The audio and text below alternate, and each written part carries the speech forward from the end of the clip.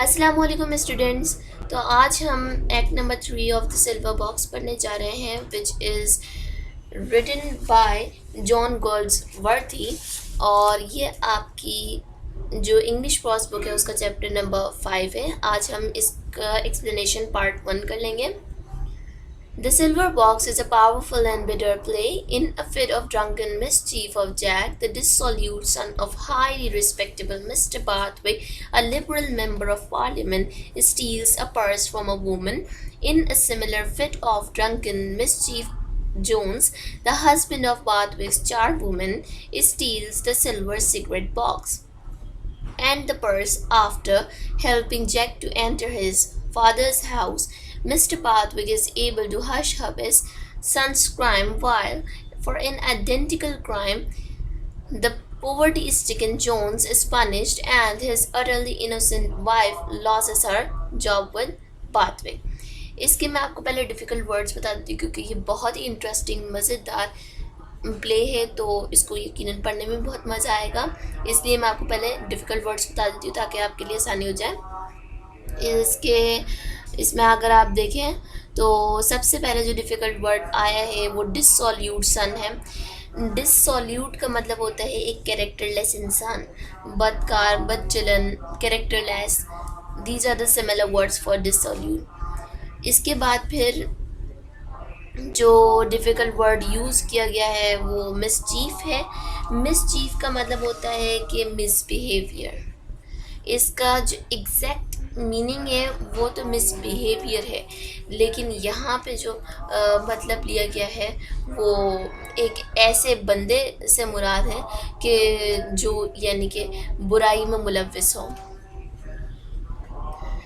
After that we have difficult word identical. इधर identical का जो मीनिंग है वो सेम है, यानी कि एक बंदा जैक है जिसने क्राइम किया है और एक जोन्स है जिसने बिल्कुल सिमिलर क्राइम किया है, यानी कि उसी के जैसे क्राइम किया है। अब इसका मैं आपको बैकग्राउंड देती हूँ कि असल में बात क्या है, इस पैराग्राफ में कहा क्या गया है। देखिए, क्योंकि ये एक प्ले है, बहुत ही इंटरेस्टिंग है, तो आपको अपनी इमेजिनेशन पावर अच्छी करनी होगी। इसके लिए जो मैं आपको बोलती जाऊँ आप वो सब कुछ इमेजिन करते जाएं ताकि आपको अच्छे से बात समझ आ सके। So first of all the story starts with Jack. Jack से स्टोरी स्टार्ट होती है। जैक कौन है? Liberal member of parliament mister Barthwick का बेटा है। मिस्टर बार्थविक जो कि बहुत ही ज़्यादा रिस्पेक्टफुल हैं, बहुत ही ज़्यादा मतलब उन्होंने शोहरत भी कमाई है और मतलब नाम कमाया है उन्होंने, एक मेंबर है पार्लियामेंट के, उनका बेटा जैक है। और ये जो है एक बुराई में मुलव्विस इंसान है, एक कैरेक्टरलेस लड़का है ये जैक। इसने क्या किया है कि इसने एक औरत का पर्स चोरी किया है। इसके बाद दूसरी बारी आती है जोन्स की। जोन्स भी ड्रंकन स्टेट यानी कि नशे में रहने वाला एक इंसान है और ये जो है बार्थविक के घर में काम करने वाली जो सर्वेंट है बार्थविक की, उसका शौहर है जोन्स।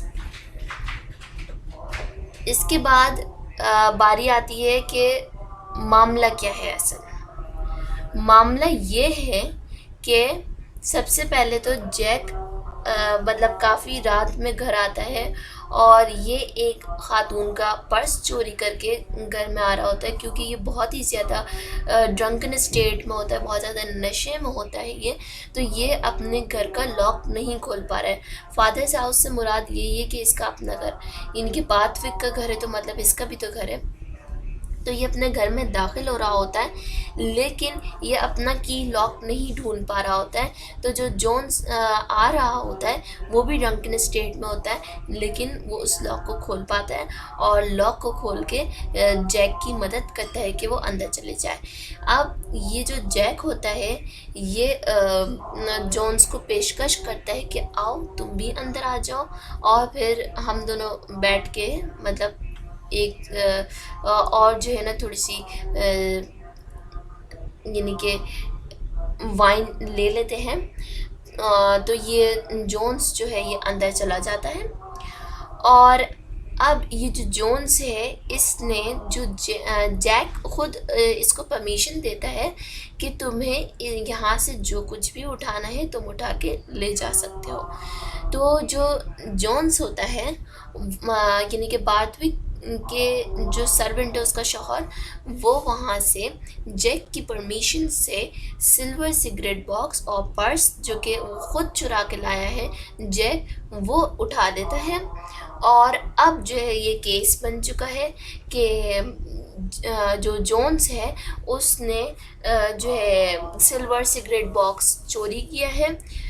और हालांकि जैक की परमिशन से उठा के लेके गया था वो, लेकिन जैक क्योंकि उस वक्त ड्रंकन स्टेट में था, उस वक्त उसे होश नहीं था। जब होश में आया तो वो मुकर गया कि नहीं, मैंने नहीं दिया था। अब क्या हुआ, जो जोन्स था उस पे बन गया केस और बार्थविक ने अपने बेटे के जुर्म पर पर्दा डाल दिया। हश अब का मतलब होता है कि पर्दा डाल देना, यानी कि उसके बेटे ने क्राइम किया, पर्स चोरी किया, उसने उस बात पे पर्दा डाल दिया। और एक आइडेंटिकल क्राइम जोन्स ने किया, यानी कि जोन्स ने भी एक तरीके से यही कहा जाएगा कि चलो चोरी की है, अगर कह भी देते हैं तो दोनों का सिमिलर क्राइम था। लेकिन जो जोन्स गरीब था, पॉवर्टी स्ट्रिकन का मतलब होता है कि बहुत ही ज़्यादा गुर्बत का शिकार। तो जो जोन्स था जो कि पॉवर्टी स्ट्रिकन था, उसको पनिश मिल गई। और उसकी वाइफ जो कि बिल्कुल इनोसेंट थी, जिसने कुछ किया ही नहीं था, ना परमिशन से कोई चीज़ उठाई थी, ना कोई चीज़ चोरी की थी, एंड नथिंग एल्स, उसको जेल हो गई, सॉरी उसको उसकी जॉब छूट गई। 8 days have passed and the scene is London Police Court at 1 o'clock. A canopied seat of justice is surmounted by the lion and unicorn. Before the fire, a worn-looking magistrate is warming his coattails and staring at two little girls in faded blue and orange rags who are placed before the dock. Close to the witness box is a relieving officer in an overcoat and short brown beard. Beside the little girls stands a bold police constable. On the front bench are sitting Barthwick and Roper, and behind them Jack. In the railed enclosure are seedy looking men and women. Some prosperous constables sit or stand about. बात कहाँ आ गई है कि 8 दिन गुजर गए, London police court में ये मुकदमा चला गया है। और यहाँ पे जो डिफ़िकल्ट वर्ड्स हैं कैनोपीड, वो आपको शो किया गया है पिक्चर में कि ये एक मैजिस्ट्रेट की सीट और यहाँ पर यानी कि एक जो छपरा डला हुआ होता है ना ऊपर, तो उसे कैनोपीड कहते हैं। वैसे ही एक ऐसी आपको रफ पिक्चर दी गई है कैनोपी दिखाने के लिए। वॉर्न लुकिंग का मतलब होता है एक बूढ़ा इंसान और थका हुआ इंसान। तो मैजिस्ट्रेट जो है एक मतलब शक्ल से ही पता लग रहा है कि थका हुआ है। अब हमने क्या इमेजिन कर लिया था कि जैक है बुरा इंसान, वो नशे की हालत में लॉक ढूंढ नहीं पा रहा है अपने घर का। जोन्स पीछे से आता है, जैक की मदद करता है। जैक कहता है आ जाओ भाई, तुम भी अंदर आ जाओ, तुमने मेरी मदद की है, आओ थोड़ा बहुत हम दोनों मिलके पीते हैं। तो ये बैठते हैं दोनों। अब जैक बड़े मज़े से कह देता है कि तुम्हें यहाँ पे जो भी पसंद आ रहा है तुम उठा लो और ले जाओ, मेरी परमिशन है। फिर बाद में जब जैक को होश आता है तो वो मुकर जाता है। अब ऐसे में क्या होता है कि जो जोन्स होता है, जो गरीब होता है, उसको पनिश हो जाती है कि तुमने चोरी की है सिल्वर सिगरेट बॉक्स। और पर्स की बात को दबा लिया जाता है क्योंकि पर्स जैक ने खुद चोरी किया हुआ होता है, तो पर्स की बात को तो दबा लिया जाता है। अब आगे क्या होता है कि ये चोरी किए हुए 8 दिन गुजर चुके हैं और अब लंदन पुलिस कोर्ट का ये सीन लिया गया है कि अब मुकदमा जो है कोर्ट में चला गया है और 1 बज रहा है। एक मैजिस्ट्रेट है और वो जो है एक मतलब थका हुआ सा इंसान है। और वो जो है लिटिल गर्ल्स यानी कि जो दो छोटी बच्चियां होती हैं, करीब बच्चियां, जो कि रैक्स पहनी हुई होती हैं, यानी कि एक फ़कीर के जो कपड़े होते हैं ब्लू और ऑरेंज कलर के वो कपड़े पहनी हुई होती हैं, और उनको देखता है ये। और ये विटनेस बॉक्स होता है एक, जैसे कि कोर्ट का पूरा नक्शा खींचा हुआ है कि एक मजिस्ट्रेट की सीट है जैसे कि जज की सीट होती है, फिर एक विटनेस बॉक्स है जिसके पास रिलीविंग ऑफिसर खड़ा है, एक बोल्ड कांस्टेबल है बच्चियों के साथ खड़ा हुआ। बोल्ड कांस्टेबल यानी कि गंजा, बोल्ड का मतलब होता है ये जो BALD है बोल्ड, इसका मतलब होता है कि गंजा। तो गंजा पुलिस कांस्टेबल है। जो फ्रंट की सीट होती है वहाँ पर बार्थविक बैठा हुआ है, रोपर जो कि बार्थविक का लॉयर है वो बैठा हुआ है, और इनके पीछे जैक बैठा हुआ है।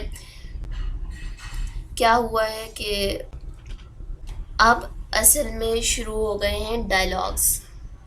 तो मजिस्ट्रेट का फर्स्ट डायलॉग, अच्छा मजिस्ट्रेट और जज में डिफरेंस क्या होता है? जज जो है मजिस्ट्रेट से ज़्यादा पावरफुल होता है। मजिस्ट्रेट को हाई कोर्ट के जजेस इलेक्ट करके एक मजिस्ट्रेट बनाते हैं, एक पर्टिकुलर एरिया का मजिस्ट्रेट बनाते हैं। हाई कोर्ट के जजेस डिसाइड करते हैं मतलब कि किसको मजिस्ट्रेट बनना चाहिए। तो यानी कि जज होता है और फिर उनके नीचे मजिस्ट्रेट आता है। मजिस्ट्रेट एक पर्टिकुलर एरिया का होता है। Magistrate, in his paternal and ferocious voice, hissing hisses, "Now let us dispose of these young ladies." इन दो छोटियों बच्चों को कह रहा है वो कि अब इनका केस पहले सामने ले आओ। यानी कि ये केस बिल्कुल हटके है, ये जोन्स की स्टोरी से ताल्लुक़ नहीं रखता है, लेकिन जो है क्योंकि ये बच्चियाँ रोती धोती कोर्ट में आ गई हैं तो पहले भाई इनका केस हम सुलझा देते हैं। इनके बारे में बताओ क्या मामला है। Usher, Theresa Livens and Maud Livens. The bold constable indicates the little girls who remain silent, disillusioned, inattentive. The relieving officer steps into the witness box. इन दो बच्चियों के नाम बताए हैं, थेरेसा लिवेंस और मॉड लिवेंस नाम है इनके। एक जो गंजा कांस्टेबल है वो इंडिकेट करता है इन बच्चियों का जो कि बिल्कुल अभी तक साइलेंट है, और यहाँ पे जो वर्ड यूज़ हुआ है डिसइल्यूशन, इसका मतलब होता है disappointed in something, in someone और something that one discovers to be less good than one had believed. यानी कि पहले एक खाका बना हुआ होता है ना दिमाग में कि यार ये बंदा इस किस्म का होगा, फिर जब हम मिलते हैं तो थोड़ा सा डिसअपॉइंट हो जाता है अगर वो उसके ख़िलाफ़ निकल आए कि हमने तो इसके बारे में ऐसा सोचा था और ये ऐसा निकल आया। तो इसे कहते हैं डिसइल्यूशन। यूशर आवाज़ लगाता है रिलीविंग ऑफिसर, तो रिलीविंग ऑफिसर आता है विटनेस बॉक्स में। यूशर कहता है The evidence you give to the court shall be the whole truth and nothing but the truth. So help you God. Kiss the book. The book is kissed. अब यूशर जो इस पूरे play में दिखाया गया है, तो यूशर कोर्ट में उससे जाहिर होता है कि वो बंदा होता है जो यानी कि होता है ना कि ओथ लेते हैं कि जो तुम जो बोलोगे सच बोलोगे, सच के सिवा कुछ ना बोलोगे, और अब किताब को चूमो या किताब पे हाथ रख के बोलो, जो यानी कि बाइबल हो या कुरान हो या व्हाटएवर, तो उस पे हाथ रख के बोलो या उसे चूमो बोलकर, तो बुक चूम ली जाती है। कौन चूमता है? Relieving officer. अब बात आ गई रिलीविंग ऑफिसर की, यानी कि रिलीविंग ऑफिसर उन बच्चियों का केस प्रेजेंट करेगा कि असल में है क्या बात। इन अ monotone, pausing slightly at each sentence and that his evidence may be inscribed. अब ये रिलिंग ऑफिसर पहले तो बताया गया कि किस अंदाज से बात कर रहा है। तो मोनोटोन यहाँ पे जो वर्ड यूज़ हुआ है ये आवाज़ के हवाले से इस्तेमाल होता है। Unchanging in pitch, continuing sound specially of a person's voice. यानी कि रिलीविंग ऑफिसर इस अंदाज से बोल रहा है कि उसका लहजा बदल नहीं रहा है, कहीं ऊंचाई कहीं नीचाई, ऐसा नहीं हो रहा है।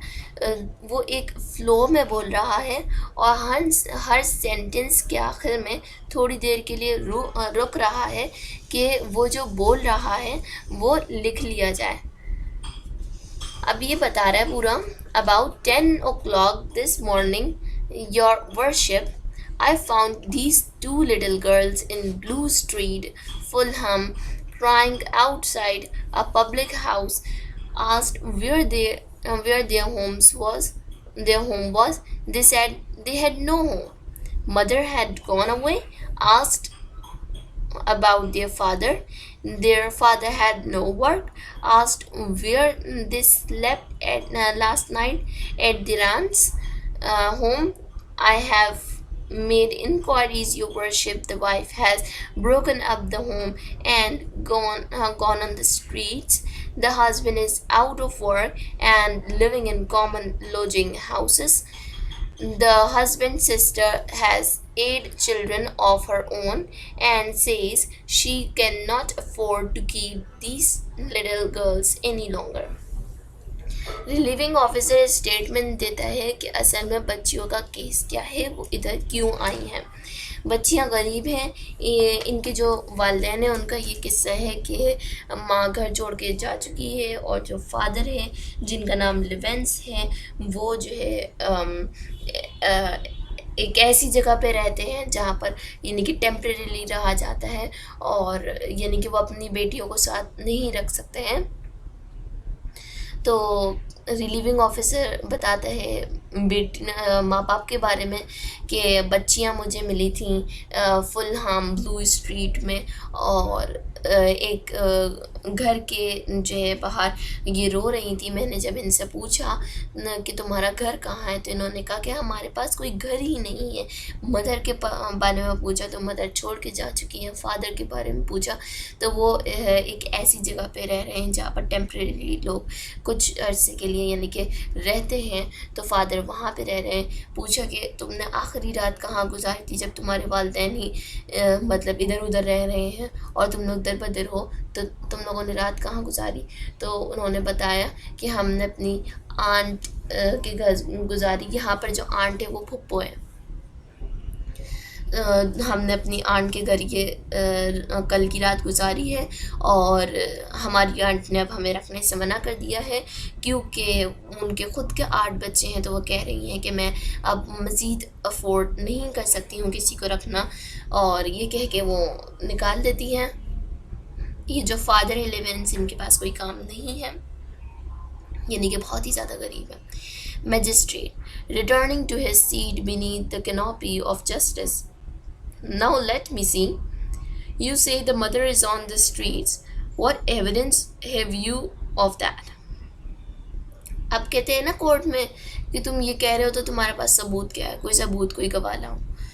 तो मैजिस्ट्रेट भी यही कहता है कि तुम ऐसा कह रहे हो तो तुम कि इनकी जो मदर है वो गलियों में निकल गई है, यानी कि घर छोड़ के चली गई है, तो तुम्हारे पास कोई एविडेंस है इस बात का। लिविंग ऑफिसर कहता है I have the husband here your worship. मेरे पास यानी कि उन बच्चियों के वालिद हैं, उस औरत का शौहर है जिसका नाम लिवेंस है।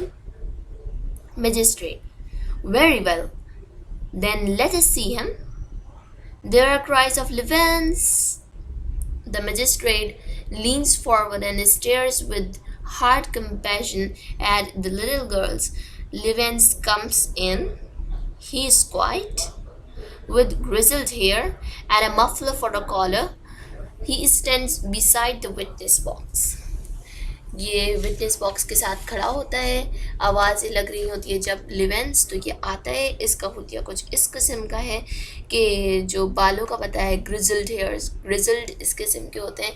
ये गरीब जो लोग होते हैं ना, जिन्हें मतलब जो अपना ख्याल नहीं रख पाते, तो उनके अजीब से ग्रे कलर के हेयर्स हो जाते हैं, मतलब अजीब किस्म के हेयर्स होते हैं ये grizzled hairs.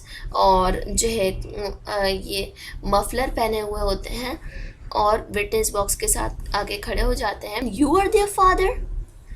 Now, why don't you keep your little girls at home? How is it you leave them to wander about the streets like this? Magistrate कहता है कि क्या तुम इनके फादर हो? तुम इन बच्चियों को कैसे जो है ऐसी गलियों कूचों में फिरने के लिए छोड़ रहे हो और इनको घर में क्यों नहीं रखते हो अपने साथ? लेवेंस कहता है, I have got no home your worship, I am living from end to mouth. I have got no work and nothing to get and to keep them on. Magistrate, how is that? लिविंस कहता है कि मेरे पास कोई घर नहीं है और and to mouth का मतलब होता है कि जितना कमाओ उतना खाओ, यानी कि कुछ ऐसी इतनी जो है लिमिटेड इनकम होती है कि मतलब आपका गुजारा बड़ी मुश्किल से होता है उस तनख्वाह में, तो उस कंडीशन को कहते हैं एंड टू माउथ। ये कहता है कि मैं मेरे पास कोई घर नहीं है और मैं एंड टू माउथ ज़िंदगी गुजार रहा हूँ और कोई काम भी नहीं है मेरे पास, तो मैं इनको कैसे रख सकता हूँ? मैजिस्ट्रेट कहता है, ऐसे कैसे हो सकता है? लिवेंस अशेम्डली, मतलब शर्मिंदगी से कहता है Livens, my wife she broke my home up and pawned the things. Pawned का मतलब होता है to deposit as security as for money borrowed, यानी कि गिरवी रखना।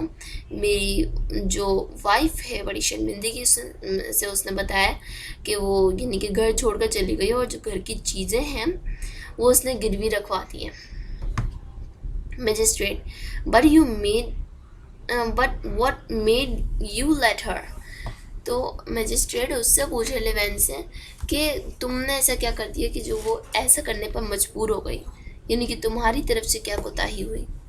लिवेंस, your worship, I had no chance to stop her.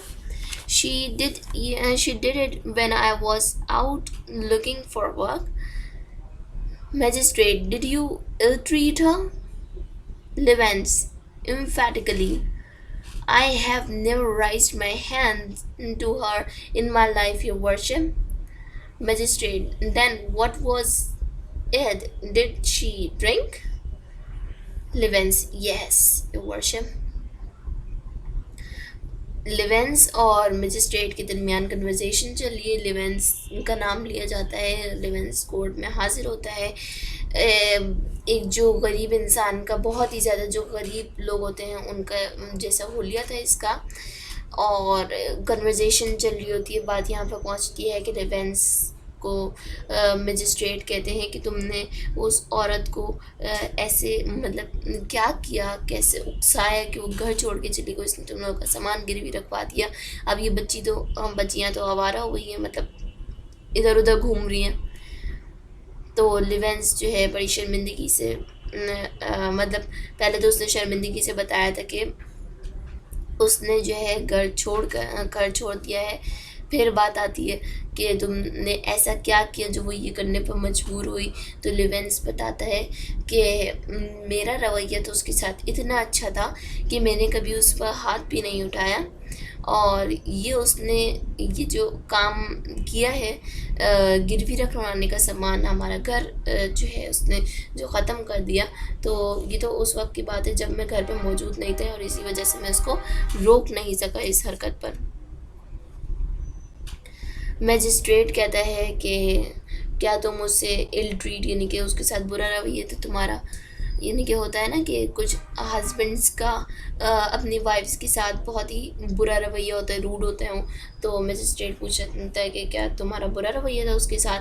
लिवेंस कहता है कि मैंने कभी उस पर हाथ भी नहीं उठाया।